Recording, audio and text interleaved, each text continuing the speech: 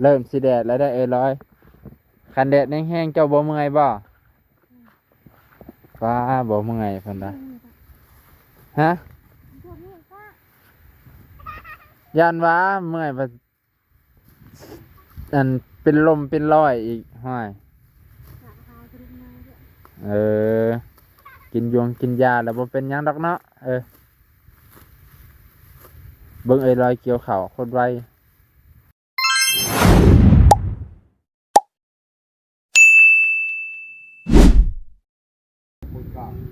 สบายดีพ่อแม่พี่น้องสุขสบายดีพ่อแม่พี่น้องลูกป้าที่อยู่ประเทศไทยและต่างประเทศสบายดีร้อยสบายดีครับสบายดีมื้อนี้คือแต่งหน้าแต่งตาแต่งแป้งเบิ่งในคอนั่นฟ้าขาวจุกโลกอยู่ทาแป้งบ่แย่งแหวนเพิ่นน่ะสิไปไสนี่เกี่ยวเช้าแล้วครับไปรับจ้างเกี่ยวข้าวบ่หรือเกี่ยวข้าวซื่อๆเกี่ยวซื่อๆไปเดี๋ยวเขาเจ้าลงแหละเดี๋ยวบ่าวน้องก็สิไปจักเกี่ยวเป็นหรือบ่แหละ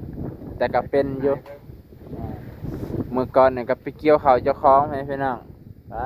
ตะก้มไปก้มมาเจ็บเอวบ่ไหวจนได้เอาเครื่องตัดหญ้ามาซอยมาเบิ่งพักหญ้าคาคิงเพิ่นพี่น้องพักเพิ่นนี่ป๊าดตะใส่น้อผักที่บ่าวน้องเอามาปลูกให้ปลูกเด้โอ้ยสวยงามดิผักบุ้งเพิ่นก็หอมแดงเนาะหอมแดงก็ขึ้นสวยพี่น้องตัวนี้ก็กล้าไว้นะอันนั้นถั่วพูเนี่ยบ่าวน้องเห็นเอื้อยปลูกโอ้ยเสียดายเจ้าของบ่ได้ปลูกนะเสียดายมื้อหน้ามีเงินสิเอา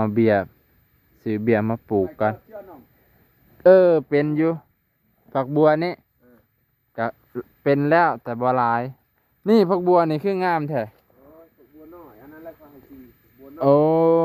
ผักบัวแบงพุ่นน่ะตัวนี้โอ้งามเลยขี้งัวขี้ควายนี่เอามาที่ไส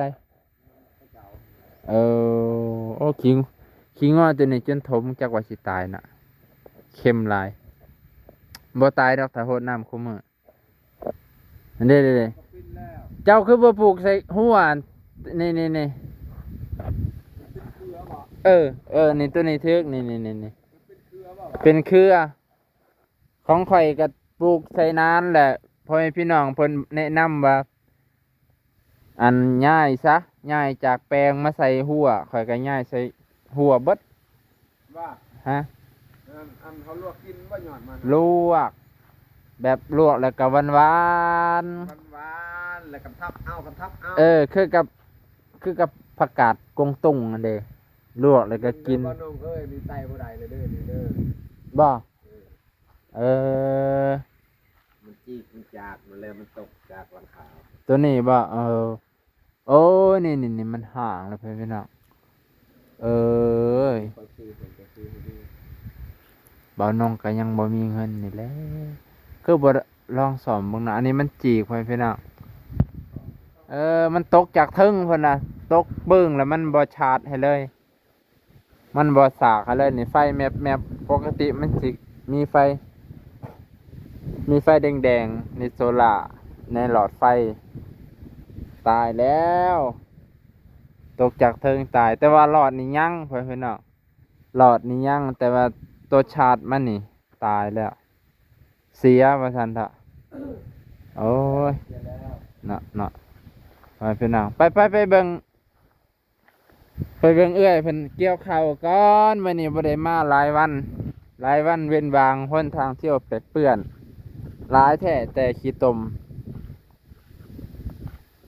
เฮาก็บ่ได้มาหลายวันแล้วพี่น้องส่วนหลายก็มีแต่อ้ายเพิ่นมานะอ้ายลาวเพิ่นมาเอื้อยไล่เพิ่นมาบ่าวน้องก็บ่ค่อยได้มาช่วงนี้ขอโทษขออภัยน้ำหมกน้ำมันก็อยากอืดแน่ก่อมันพ่อแม่พี่น้องเอ้ยไปไกลกับบ่ค่อยได้จะได้ทายแต่ชีวิตในเฮือนแล้วบัดนี้น้ำมันบ่ค่อยมีเนาะนี่ร้อยนี่ ฟ้าตัวไวแท้โอ้อายะอันไหนบ่แม่นธรรมดาเด้เจ้าคือบ่ซอยแม่เจ้าเป็นเพ่งนี่มองนี่เห็นเจ้าซอยไอ้นุชนั่นแหละไอ้นุชแล้วเกี่ยวซ่าบ่สู่แม่จะได้แม่จะไวเลยปุดเลยติดโทเริ่มสิแดดแล้วได้ร้อยคันแดดแห้งๆเจ้าบ่เมื่อยบ่ฟ้าบ่เมื่อยเพิ่นว่าฮะย่านว่าเมื่อยบ่อันเป็นลมเป็นร้อยอีกห้อย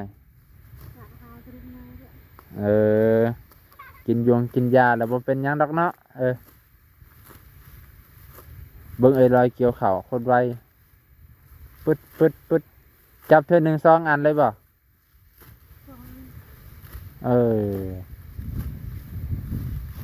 ใครอยู่ดอกเพื่อนพี่น้องเขามันอันนี้เขามันบ่ได้สูงมันบ่ได้หนาปานใดเกี่ยวง่ายอยู่คันซ้ำเขาล่มนี่คือตัวนี้หั่นสิเกี่ยวยากอยู่นี่ตัวนี้ก็สิเกี่ยวยากซ่านี่แหละเขาก็บ่ค่อยลายเท่านี้มันเป็นแบบน้ำบ่ค่อยมีตามเบิ่งทางพุ่นมันสิมีน้ำเนี่ยน้ำมันอยู่แต่ตัวนี้ตัวนี้มันน้ำมันอยู่เขามันก็เลยงาม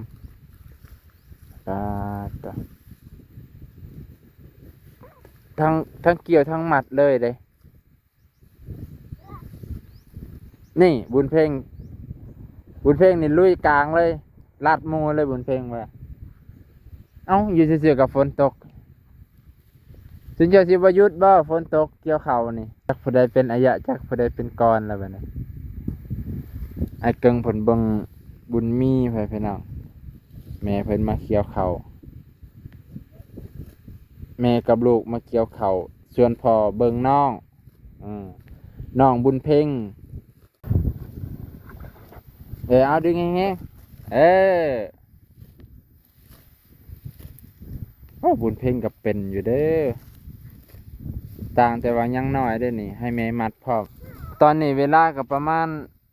9:30เพิ่นพี่น้อง9:00นี่ยังบ่ทันตะเวนยังบ่ทันขึ้นอยู่ยังบ่ทันถึงแสงตะเวนอยู่เพราะว่ามันอยู่ในช่วงฝนขนาดตอนนี้ก็ฝนยิบยับอยู่พี่น้องมันนี่ก็ได้ยินข่าวว่าเพิ่นสิพาไปไสน้อไปเฮือน